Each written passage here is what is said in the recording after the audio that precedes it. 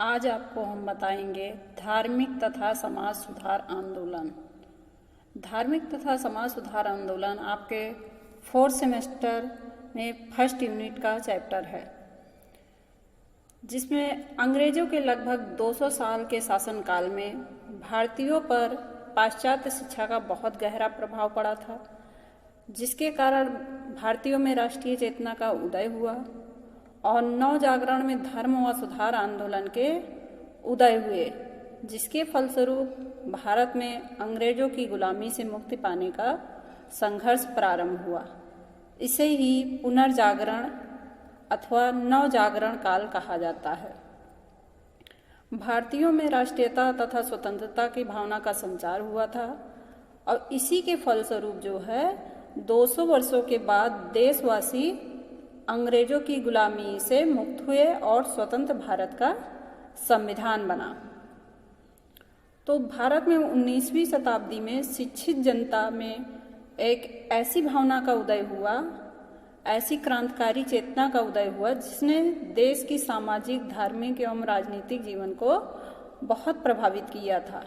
और यही जो है नव चेतना जिसका उदय हुआ था, उसी को नव जागरण अथवा रेनेसा के नाम से पुकारते हैं। नव जागरण का अर्थ है विद्या, कला, विज्ञान, साहित्य और भाषाओं के विकास से लगाया गया है। परंतु जो भारत का नव जागरण था वो यूरोपीय जागरण से कई बातों से भिन्न था। जैसे यूरोप में नव जागरण का कार्य कला, साहित्य और ज्ञान को पुनः जागृत करना था, जबकि भारत के नव जागरण में प्राचीन भारत को जो है फिर से जागृत करने का कार्य किया था।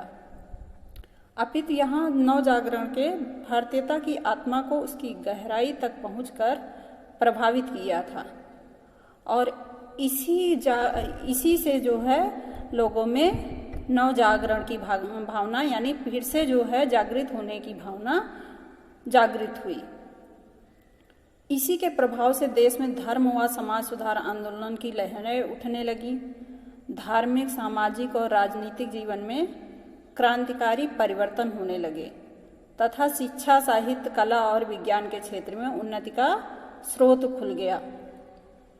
तो यही एक कारण था जिसमें भारत में नव जागरण की भावना जागृत हुई, क्योंकि भारत में नव जागरण की भावना के जागृत होने के कारण में जैसे भारतीय समाज जो है वो अंधविश्वासों के जाल में जकड़ा हुआ था। अंग्रेजी शासन जो है सभी वर्गों के लिए घातक बन गया था और ब्रिटिश सरकार की दमनकारी नीति ने भी जो है भारतीय जनता में राष्ट्रीयता की भावना को जागृत किया था। भारतीयों में सदियों से चली आ रही जो सामाजिक तथा आर्थिक व्यवस्था का अंत, औद्योगिकरण का आरंभ, सामाजिक वर्गों का उदय एवं समाज सुधार आदि अनेक ऐसे कारण थे जो नव जागरण के कारण बने। नई भूमि व्यवस्था ने किसानों की दशा के शोचनीय बना दिया। ब्रिटिश सरकार की व्यापार नीति ने देसी उद्योगों का विनाश कर दिया, जिस कारण भी जो है सभी वर्गों में असंतोष की भावना जागृत हुई और भारत में राष्ट्रीय जागरण की भावना भी इसी कारण जो है जागृत हुई थी। भारत में अनेक धार्मिक और सामाजिक आंदोलन हुए, जिसने राष्ट्रीयता की भावना के विकास में महत्वपूर्ण योगदान दिया था। राजा राम मोहन राय, दयानंद सरस्वती, विवेकानंद, ईश्वरचंद्र विद्यासागर, एनी बेसेंट आदि ऐसे भारतीयों ने देशभक्ति का संचार किया था। यातायात एवं संचार व्यवस्था के विकास द्वारा एक देश से दूसरे के साथ संपर्क आसान हो गया, जिससे लोगों ने एक दूसरे से मिलकर विचार विमर्श करने का, एक दूसरे की संस्कृति, विचारधारा आदि का आदान प्रदान करने का सोचा। इसमें भी कुछ ऐसी विचारधारा के लोग थे जो पाश्चात्य शिक्षा से प्रभावित हुए थे और कुछ ऐसे थे जो उससे अलग रहते थे कि उनको पाश्चात्य शिक्षा से दूसरी तरफ माना गया, यानी वे उसके विरोधी थे। अंग्रेजी शासनकाल में अनेक धार्मिक, सामाजिक आंदोलन हुए, जिनका उद्देश्य समाज सुधार करना था। भारत में छुआछूत, सती प्रथा, अंधविश्वास एवं बाल विवाह जैसी अनेक कुरीतियां जो है व्याप्त थी। कुरीतियों के कारण ही भारतीय जनता में एकता का अभाव था और अधिकांश जनता जो थी वो पिछड़ी हुई थी। अंग्रेजी राज के प्रभाव के कारण ही भारत को बहुत पिछड़ा माना जाता था और निष्प्राण, गरीब तथा गिरते हुए समाज के रूप में उनको जाना जाता था। कुछ परिपक्व थे जिनमें राजा राम मोहन राय, सैयद अहमद खां प्रमुख थे, जो शिक्षा और विचारों से, पाश्चात्य शिक्षा और विचारों से प्रभावित हुए थे। उनका विचार था कि धर्म और समाज में हम जो है पाश्चात्य संस्कृति के द्वारा ही सुधार ला सकते हैं, जबकि दूसरा वर्ग जो था वो पाश्चात्य संस्कृति स्वीकार करने के पक्ष में नहीं था। उसका मानना यह था कि जो हमारी भारत की परंपरा, प्राचीन परंपरा है, हम उसी में परिवर्तन लाके उसको आधुनिक परंपरा के रूप में सामने लाएं, जिससे जो है हमारा भारत आगे बढ़ सके और उसी से हम प्रेरणा लें। भारत में लगभग सभी कुरीतियां धार्मिक मान्यताओं पर आधारित थी और धर्म की कमजोरियों को दूर करने के लिए निम्नलिखित उपाय द्वारा संस्थाओं और संस्थापकों द्वारा कुछ उपाय किए गए, जो इस प्रकार थे, जिसमें आपका सबसे पहला आएगा ब्रह्म समाज। ब्रह्म समाज जो है हिंदू धर्म में सबसे पहले ब्रह्म समाज की ही स्थापना हुई थी और जिस पर पाश्चात्य विचारधारा का गहरा प्रभाव पड़ा और इसके प्रवर्तक जो हैं वो राजा राम मोहन राय थे, जिन्हें राष्ट्रीय जागरण का अग्रदूत तथा पैगंबर भी कहा जाता है। इनका जन्म 22 मई 1772 ईस्वी को 1772 ईस्वी को पश्चिमी बंगाल के हुगली जिले के राधानगर के धर्मनिष्ठ ब्राह्मण रमाकांत राय के यहाँ हुआ था। इन्होंने अंग्रेजी, फारसी, अरबी तथा संस्कृत भाषा का अध्ययन किया था और सूफी, इस्लाम तथा ईसाई धर्मों से प्रेरणा प्राप्त की थी। ये अंग्रेजी भाषा और पाश्चात्य सभ्यता के समर्थक थे।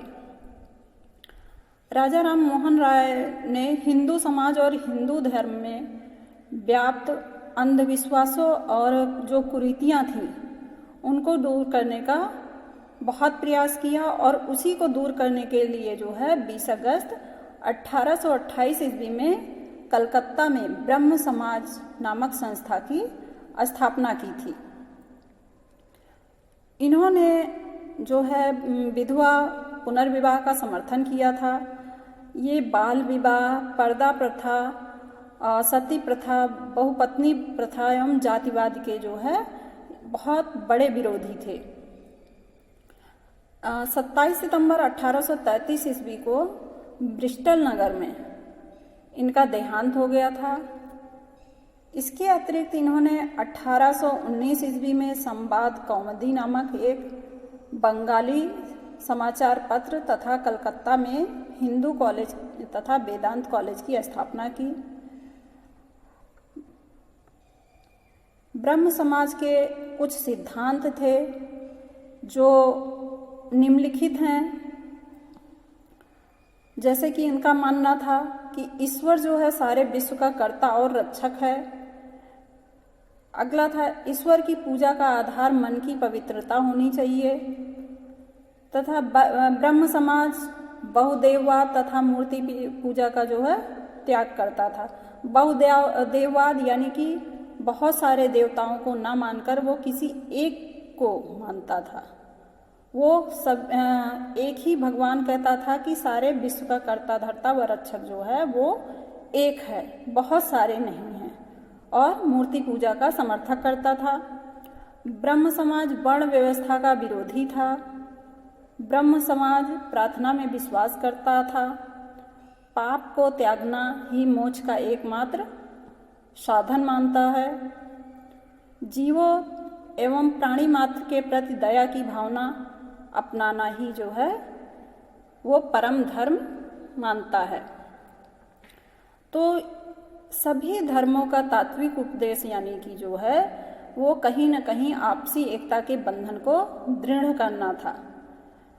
पाप कर्म विनाश का कारण है, यानी कि जो हम पाप करेंगे, कर्म करेंगे, वही हमारे विनाश का कारण बनेगा। अतः पाप ना करके पाप का निश्चय प्रायश्चित अवश्य करें। सभी वर्णों एवं जातियों को ईश्वर की आराधना का समान अधिकार है।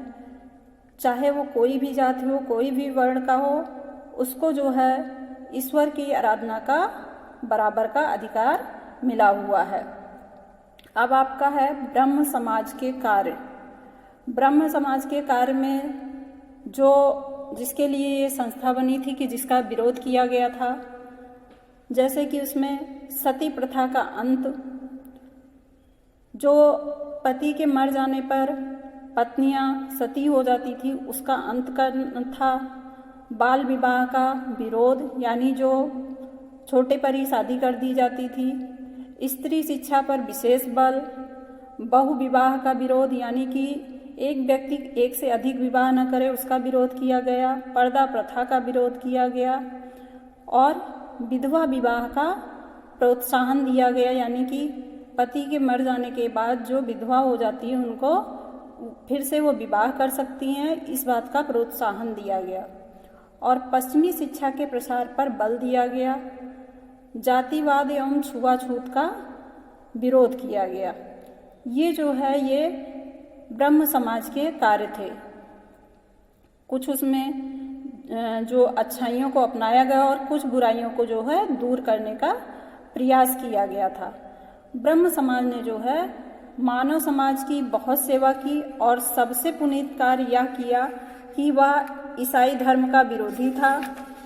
ईसाई धर्म का विरोधी मतलब कि ये नहीं कि उसके धर्म से उसका विरोध था, वो इस बात का विरोधी था कि जो ईसाई धर्म को जबरदस्ती जो है स्वीकार करवाया जाता था, वो उसका विरोधी था। उन्होंने ये बताया कि जो हिंदू धर्म है वही सर्वोत्तम धर्म है, और लेकिन कुछ दोष ऐसे हिंदू धर्म में हो गए थे जिसको दूर किया जा सकता है सरलता से, और अगर हम प्रयास करें तो हम उसको दूर कर सकते हैं। अतः किसी दूसरे धर्म को अपनाने से जो है अच्छा है कि हम अपने ही धर्म के दोषों को दूर करें। इससे लोगों को उन्होंने प्रेरित किया और लोग इस बात को समझे भी थे। फिर आपका है प्रार्थना समाज। प्रार्थना समाज जिसकी स्थापना जो है 1867 ईस्वी में, यानी 1867 ईस्वी में आत्माराम पांडुरंग द्वारा की गई थी। आत्माराम पांडु द्वारा की गई थी। वे राजा राम मोहन राय एवं ब्रह्म समाज के सिद्धांतों से बहुत अधिक प्रभावित थे, और यही कारण था कि वे प्रार्थना समाज के सिद्धांत ब्रह्म समाज के सिद्धांत के समान थे। महाराष्ट्र में रामकृष्ण गोपाल भंडारकर, नारायण चंद्रावरकर तथा महान देशभक्त महादेव गोविंद रानाडी प्रार्थना समाज के प्रमुख सदस्यों में थे। और प्रार्थना समाज की स्थापना जैसे हमने बताई ही, तो इस संस्था का प्रमुख लक्ष्य जो था वो था कि विधवा विवाह एवं स्त्री शिक्षा को प्रोत्साहन दिया जाए तथा जाति प्रथा एवं बाल विवाह का अंत किया जाए। प्रार्थना समाज ने अनेक विद्यालय, अनाथालय और विधवा आश्रमों की स्थापना की थी। अछूतोद्वार की दिशा में भी इस संस्था द्वारा व्यापक स्तर पर कार्य किए गए। इस संस्था के सदस्यों ने अथक परिश्रम और लगन के साथ संस्था के लक्ष्यों को प्राप्त करने का प्रयास किया। विशेष रूप से महादेव गोविंद रानाडे ने, जिन्होंने अपना संपूर्ण जीवन इस संस्था के लिए समर्पित कर दिया। रानाडे के शिष्य जो थे वो गोपाल कृष्ण गोखले थे। गोपाल कृष्ण गोखले ने 1905 ईस्वी में सर्वेंट्स ऑफ इंडिया सोसाइटी की स्थापना की थी। तो ये था आपका